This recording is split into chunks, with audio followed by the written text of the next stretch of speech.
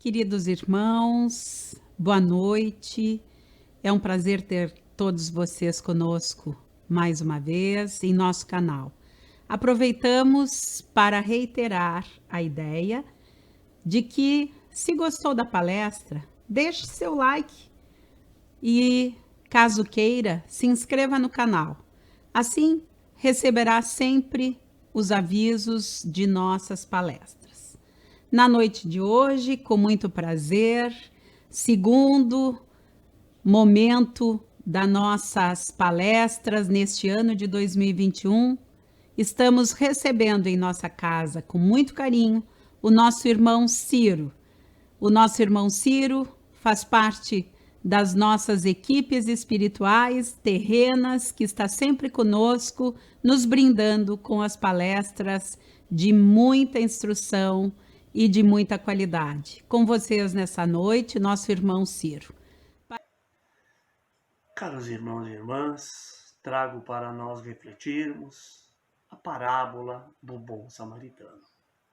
Mas convido os irmãos e irmãs a nos colocarmos num momento de preces e elevarmos o nosso pensamento a Deus, a Jesus, agradecendo pela oportunidade que temos de nos reunirmos, mesmo que virtualmente, mas pedindo que possamos ter a presença dos irmãos espirituais mais elevados para nos proteger, nos amparar, nos trazer as boas intuições para o bom entendimento do texto que iremos discorrer.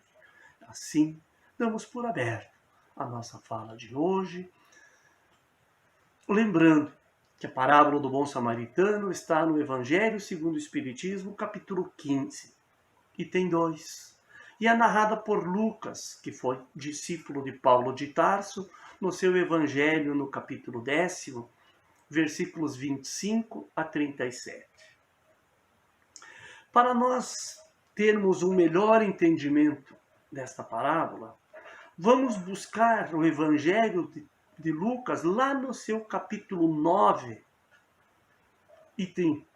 Vamos ver de 9 a 25, dos capítulos 9 a 25, e nós vamos encontrar muitos ensinamentos de Jesus neste período. Lucas narra aqui os últimos momentos de Jesus encarnado. E nós vamos ver que esta viagem de Jesus começou com Jesus convidando os seus apóstolos para irem com ele a Jerusalém.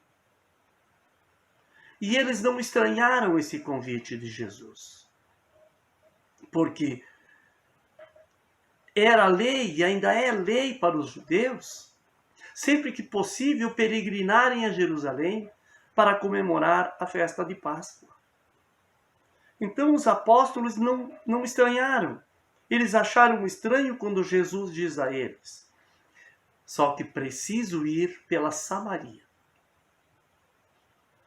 Os apóstolos dizem: mas mestre, pela Samaria a estrada é mais longa, é mais perigosa, é mais árdua. Além do que, pela Samaria, na Samaria não tem nada que preste.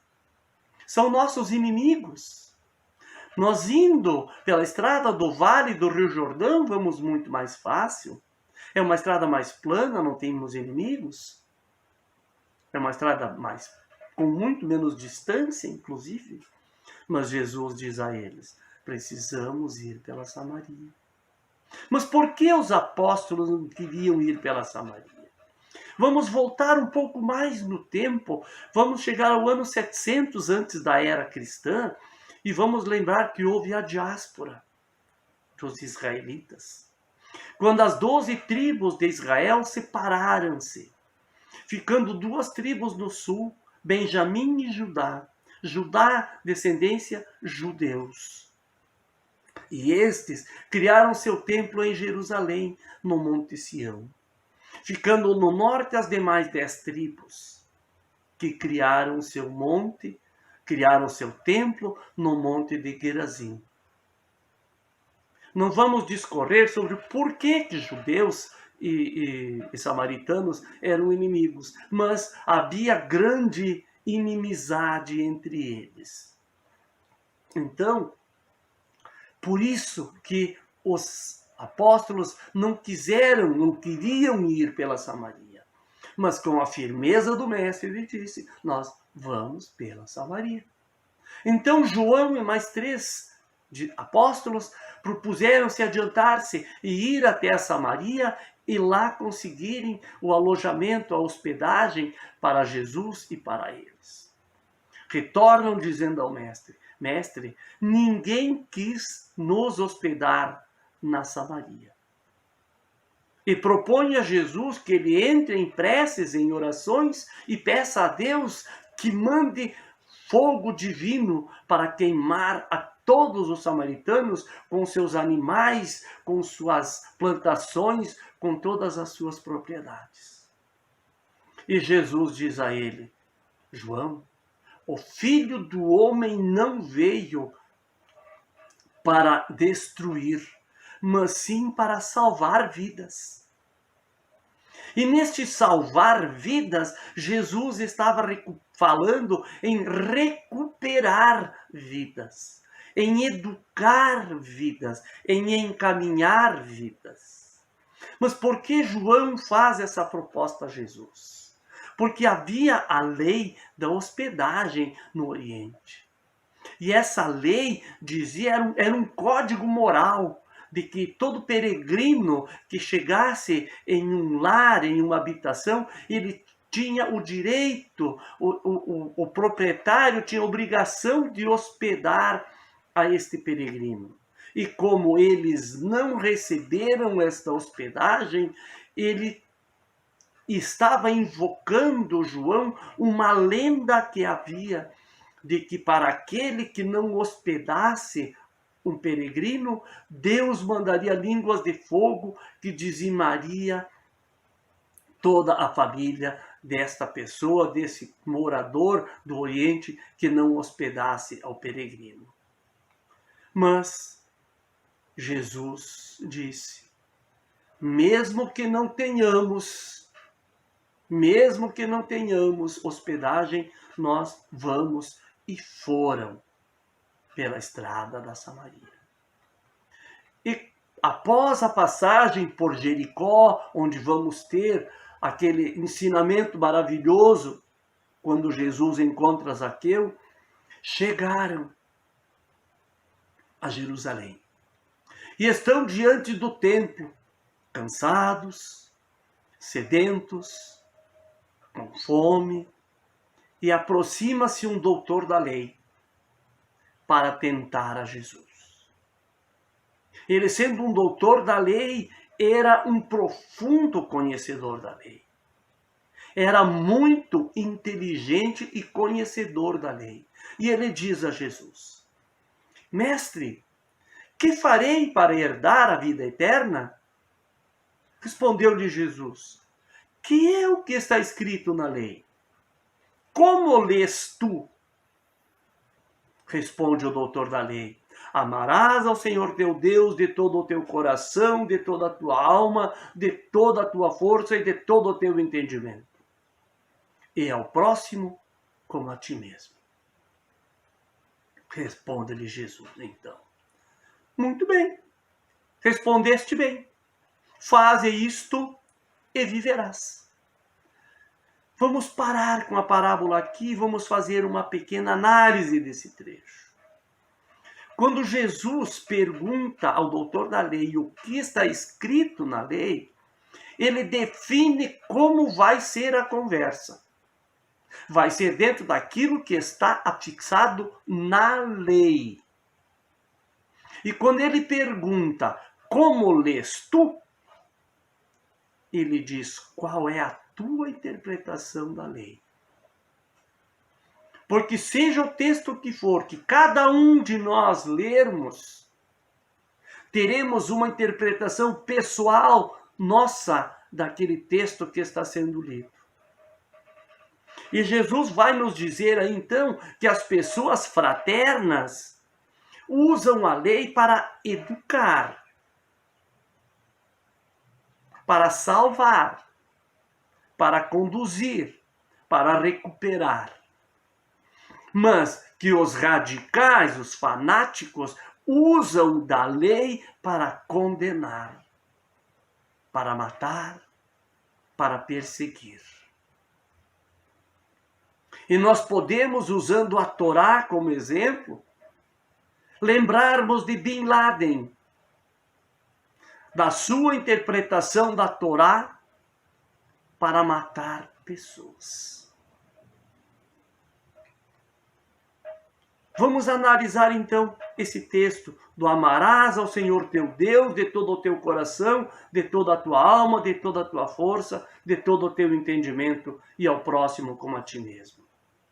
Lembrando que quando o doutor da lei dá essa resposta a Jesus, ele responde à própria pergunta que ele havia feito a Jesus. Aqui tem uma interpretação de mais de 1000 anos da lei divina sob a visão dos hebreus, dos judeus. Vem do tempo de Moisés. E nós vamos encontrar lá em Deuteronômio, capítulo 6, item 5, a primeira parte. E a segunda parte está em Levítico, capítulo 19, item 18. Amarás ao teu próximo como a ti mesmo. Mas, para os judeus, quem era o próximo? O próximo era o irmão. O irmão era o justo. E quem eram os justos para os judeus em geral? Quem era o próximo para os judeus em geral? Aqueles que cumpriam os 614 mandamentos que está na Torá.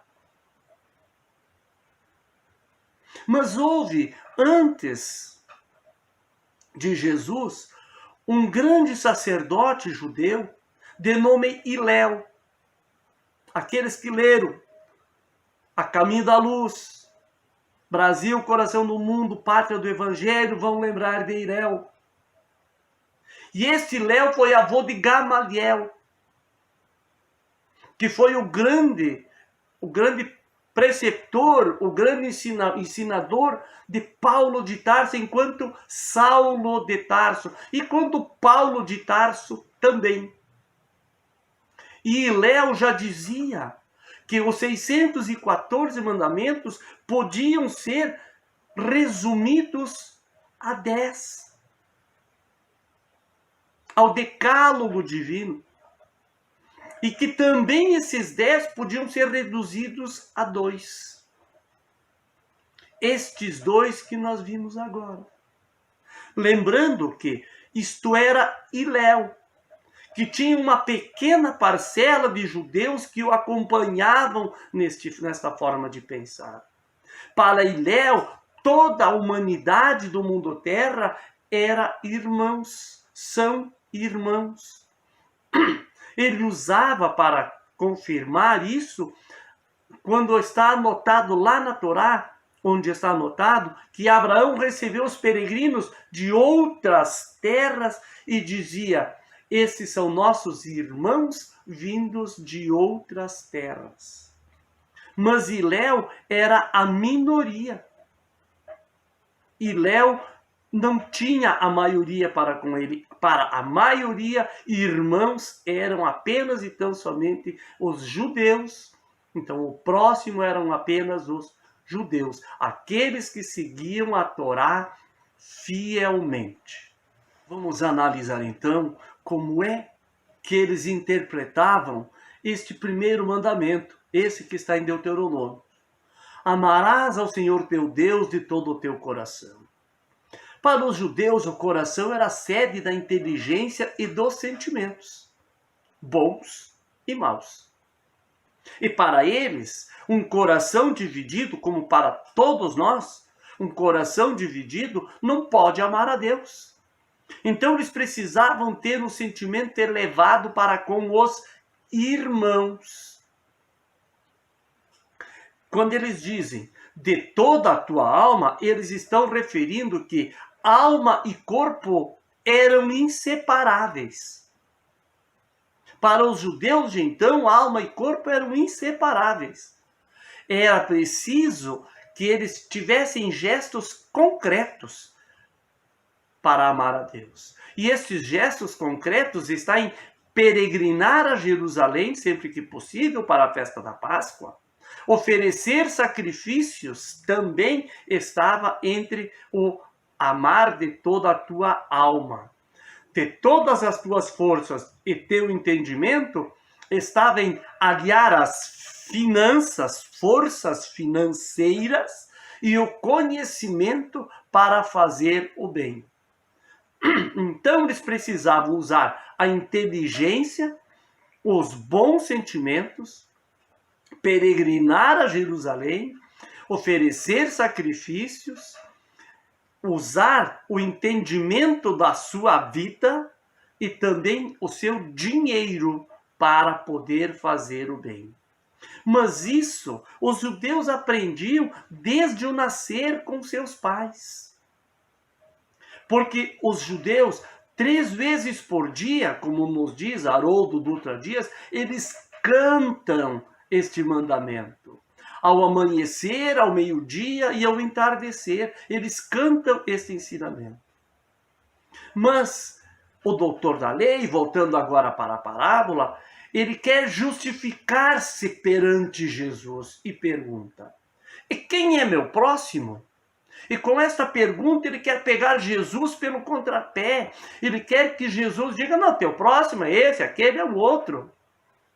Mas Jesus, conhecedor profundo da malícia dos homens, propõe então a parábola e diz: um homem descia de Jerusalém para Jericó e caiu nas mãos de salteadores, que depois de o despirem e o espancarem, retiraram-se, deixando-o meio morto.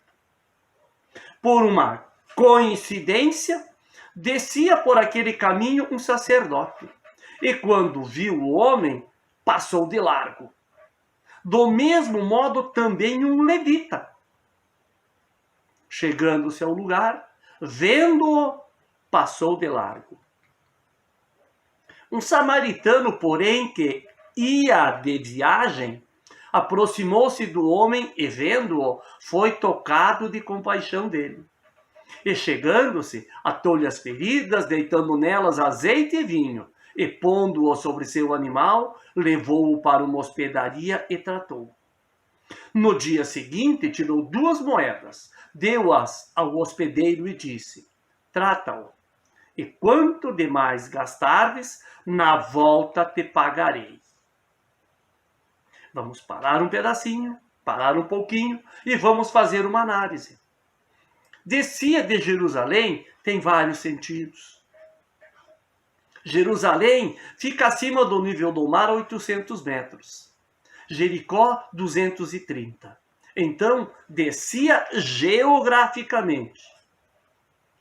Jericó é uma cidade de muito comércio, era uma cidade de muito comércio, de muitos bancos, de muita movimentação de pessoas, uma cidade onde era considerada uma cidade quase que de perdição. Jerusalém era a cidade santa, é a cidade do templo, e estava em festas. Estava comemorando a Páscoa. Então este homem descia da cidade santa, da festa da Páscoa, para Jericó, para uma cidade comercial. Ele descia. Mas quem era este homem? Jesus não especifica se era judeu, se era samaritano, se era grego, se era romano, se era egípcio, fenício, hindu. Jesus não especifica. Ou seja, era o ser humano, um ser humano do mundo terra, descendo de Jerusalém para Jericó. Porque primeiro Jesus fala em um sacerdote. Porque os sacerdotes eram os maiores conhecedores da lei. Profundos conhecedores da lei. Porque ele descia geograficamente. Descia porque ele vinha da cidade santa para a cidade mundana. Descia porque ele vinha da festa da Páscoa. E descia pela atitude que ele vai ter em relação ao homem caído. Por que ele não ajudou o homem? Porque ele, como sacerdote, ele só poderia tocar em pessoas da sua raça, nos seus irmãos. Raça não, etnia, né? De seus irmãos também. E ele não poderia tocar no sangue de um cadáver, porque ele tornar-se-ia impuro. Porque, como que ele sabia que não era um de sua raça, de sua etnia, perdão, que ali estava caído? Porque estava nu. Porque estava irreconhecível fisionomicamente. Então, ele não tocou também, como nos deixou ensinado Martin Luther King, porque ele pensou mais em si do que no homem. Porque ele estava pensando no que os outros iriam pensar dele. Então ele descia. Por que o levita? Quem eram os levitas? Os levitas eram os principais auxiliares dos sacerdotes. Também profundos conhecedores da lei divina. Por que ele não tocou? Por que ele também descia? Ele também descia pelas mesmas atitudes do sacerdote, pelos mesmos motivos. E ele não tocou, por quê? Porque ele não seguiu a lei divina. Ele seguiu aquele que era o seu mestre. E nós vamos ver isso mais no fim, na nossa fala. Mas o samaritano estava de viagem. Jesus não especifica se ele subia, se ele descia. Mas podemos entender que dificilmente ele descia. Por quê? Porque não teria nada a querer fazer em Jerusalém, principalmente na festa da Páscoa.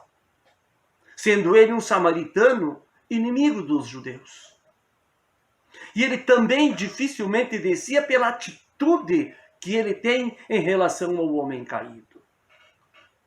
Porque Jesus diz lá, ele foi tocado em seu coração. Quem tocou o coração do samaritano? Deus. Então, se ele foi tocado por Deus, ele não descia. Ele subia perante a lei divina. E ele desceu, mas de sua montaria. Desceu para nivelar-se ao outro. Para colocar-se em tom de igualdade com o outro que estava caído. Aproximou-se dele. Usou o seu vinho e o seu azeite, que eram os medicamentos de então. Limpou suas feridas, untou suas feridas para que parasse de sangrar. Pegou parte de suas vestes e cobriu o homem que estava nu. Colocou-o sobre sua montaria e seguiu a pé, puxando a montaria pelas rédeas, qual um escravo, qual um servo, conduzindo o seu amo.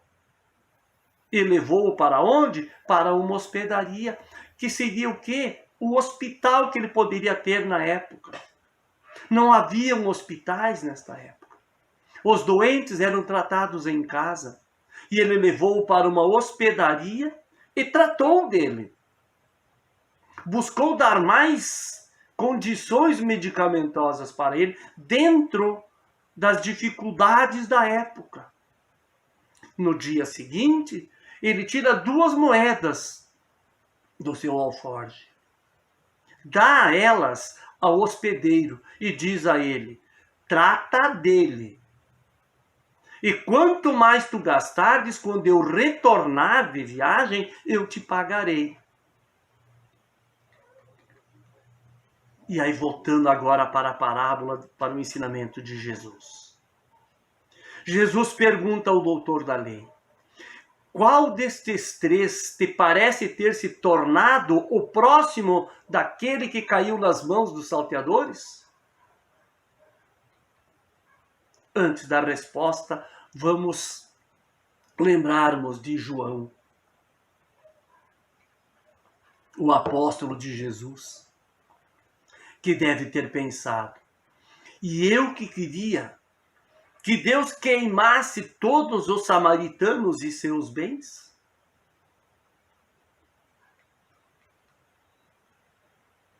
O doutor da lei, recordando da inimizade que havia entre eles, judeus e samaritanos, embora pertencentes à mesma etnia, não iria dizer a Jesus: não, o samaritano. Mas ele saiu pela tangente dizendo: aquele que usou de misericórdia para com o homem caído. Jesus, para não esmagá-lo, diz para ele: vai tu e fazes o mesmo. E agora nós perguntamos, vamos chegar para nós agora, agosto de 2020. Nós somos o viajante? Somos o sacerdote? Somos o levita? Ou somos o samaritano? O que será que nós somos hoje, neste momento que nós estamos vivendo?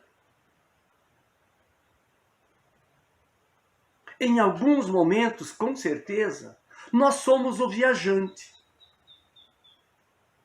Quando nós, inadvertidamente, não vigiamos os nossos pensamentos, as nossas palavras, as nossas atitudes, e abrimos a guarda para inimigos, para adversários, para não dizermos inimigos, espirituais. Pessoas que magoamos, espíritos que magoamos em reencarnações anteriores, ou até mesmo nesta. E somos presas de obsessões, que muitas vezes nos levam a dificuldades espirituais e até mesmo físicas. Aí somos o viajante. Somos o viajante que está no mundo, que está na estrada, e que neste momento estamos descendo da cidade santa da lei divina para a cidade mundana dos pensamentos sem controle. Estamos saindo da cidade do Evangelho de Jesus para a cidade dos prazeres mundanos, muitas vezes. Mas, em outros momentos, nós somos o sacerdote. Em quais momentos nós somos o sacerdote? Nós somos o sacerdote naquele momento em que nós, com o pouco conhecimento que já conseguimos adquirir, deixamos de fazer o bem. Deixamos de ter pensamentos, na maior parte do tempo, evoluídos. Pensamentos em direção a Deus, a Jesus, pensamentos pensando no bem do nosso irmão de caminhada. Somos o sacerdote quando nós, tendo possibilidades de auxiliar o nosso irmão, nós passamos de largo. Não temos ódio por ele, mas temos a indiferença, que é muito pior do que o ódio. A indiferença, para nós, é muito mais letal do que termos o ódio. Somos o sacerdote quando nós, com o pouco conhecimento que já conseguimos adquirir, esquecemos-nos dele e buscamos apenas, única e exclusivamente, a nossa satisfação. esquecemos de orarmos, esquecemos que precisamos ter o nosso pensamento vigiado. Somos o sacerdote quando nós sabemos que irmãos nossos de caminhada estão precisando do nosso amparo, tanto material, quanto moral, quanto de conhecimentos, e negamos. Aí nós somos o sacerdote. Quando nós agimos com indiferença, não com ódio, com indiferença. Porque o ódio nós conseguimos driblar, conseguimos nos livrarmos deles com mais facilidade do que com a indiferença. Nós somos o levita quando nós, tendo conhecimento, esse pouco conhecimento que nós temos, nós buscamos seguir a outros que achamos que têm muito mais conhecimento que nós e que são muitas vezes cegos a conduzir-nos. Cegos. E quando eles caem nas armadilhas que a vida leva e traz para todos nós, caímos juntos. Aí nós somos os levitas. Mas nós também podemos ser os samaritanos, e o somos. Em muitas oportunidades da nossa existência, somos os samaritanos. E somos os samaritanos quando nós buscamos vigiar nossos pensamentos, palavras e atos. Quando procuramos fazer da nossa mente uma cidadela divina. Porque nossas palavras e nossos atos, ao menos, devem iniciar nos nossos pensamentos.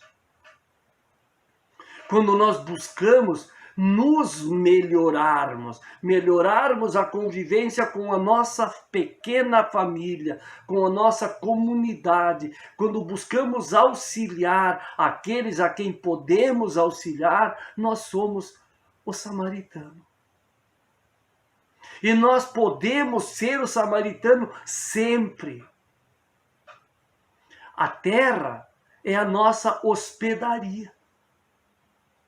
A hospedaria da parábola é a nossa terra. E esta terra, essa hospedaria, também é o nosso hospital, onde nós sanamos as nossas dificuldades, os nossos inimigos interiores, os nossos adversários interiores. Estamos aqui para isso.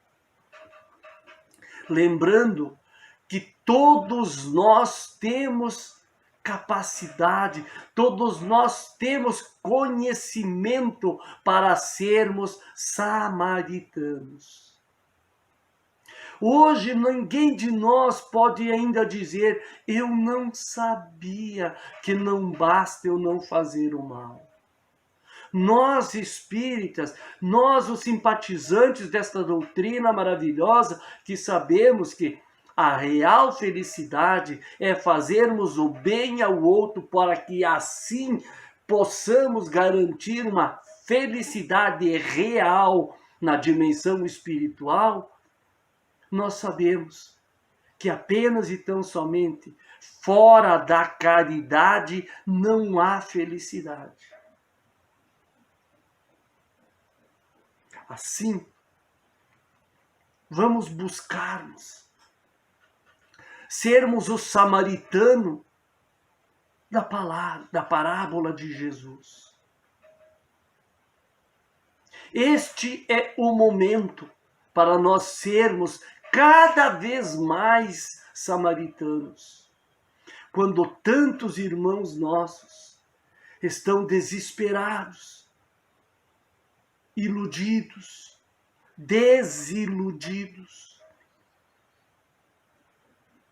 vamos buscar levar a palavra, o ombro amigo, o conforto espiritual, para que possamos, quando formos para nosso leito à noite, para dormirmos, nos encaminhando para o final com esta prece, podermos lembrarmos de Francisco de Assis e dizermos: Senhor, Fazei de mim um instrumento da vossa paz.